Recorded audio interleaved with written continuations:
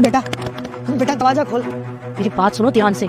तुम अपने माँ बाप से ना बिल्कुल भी बात नहीं करोगे, समझे? और अगर तुमने बात करी ना तो मुझसे बुरा कोई नहीं होगा। मम्मी पापा आप दो मजाक कर रहे हैं। अरे बेटा तूने तो कहा था कि गांव की जमीन बेच के आ जाओ और पैसे तुझे दे दो।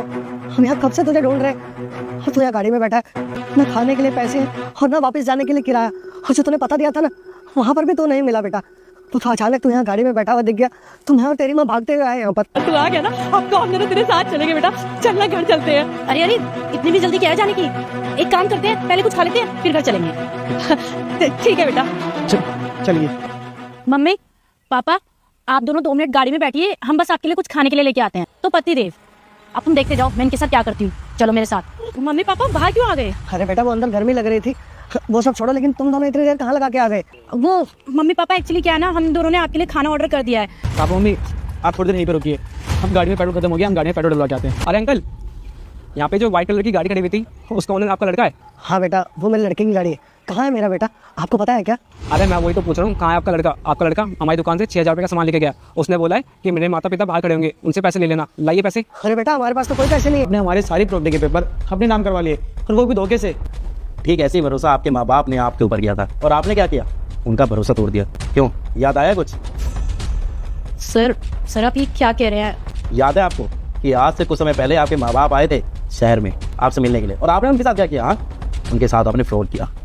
मेरे को एक दुकानदार ने बताया कि किस तरीके से आपने अपने माँ बाप को यूँ ही राह चलते छोड़ दिया। अरे वो तो जब मैं उन्हें अपने घर पे लेके आया ना तब उन्होंने अपनी पूरी बात मुझे बताई। तो पता मैंने क्या गेम खेली? मैंने एक ब्लैंक चेक बनवाए, ब्लैंक पेपर बनवाए, जिस पे मैंने धोखे से तुम दोनों के सिग्नेचर करवाए। तुम्हारी नहीं बल्कि तुम्हारे माँ बाप की सारी प्रॉपर्टी, सारी जायदाद उनको मिल सके। और ये काम करके अब मुझे बहुत खुशी हो रही है कि तुम्हारे माँ बाप के जो पैसे थे ना वो उनको मिल चुके हैं। ये जो आपने किया है ना इसकी सज़ा डायरेक्ट जेल होती है। तो गलत तो आपने किया है, जेल तो आपको जाना ही पड़ेगा। जेल? हाँ जेल। परेशान होने की जरूरत नहीं है, तुम्हारे माँ बाप जहाँ भी है ना बहुत खुश है। सबसे बड़ी बात तो ये है कि जो ये तुम्हारी इस कंपनी में जॉब है ना, तुम इस जॉब से हाथ धो बैठे हो। आज के बाद तुम्हें इस जॉब पे आने की जरूरत नहीं है, मैं तुम्हें यहाँ से निकालता हूँ। लेकिन हाँ शायद एक चीज़ है जो तुम्हें जेल जाने से बचा सकती है। अगर तुम चाहो तो अपने माँ बाप से जाकर अपनी गलती की माफ़ी मांग सकते हो। लेकिन मुझे ऐसा नहीं लगता कि तुम्हारी इस हरकत की वजह से तुम्हारे माँ बाप तुम्हें कभी माफ़ भी कर पाएंगे। जो भी इस वीडियो को लाइक करके सब्सक्राइब करेगा और कमेंट में जय सरस्वती माता लिखेगा तो उसको कभी ज्ञान की कमी नहीं होगी। मम्मी पापा मुझे माफ़ कर दीजिए।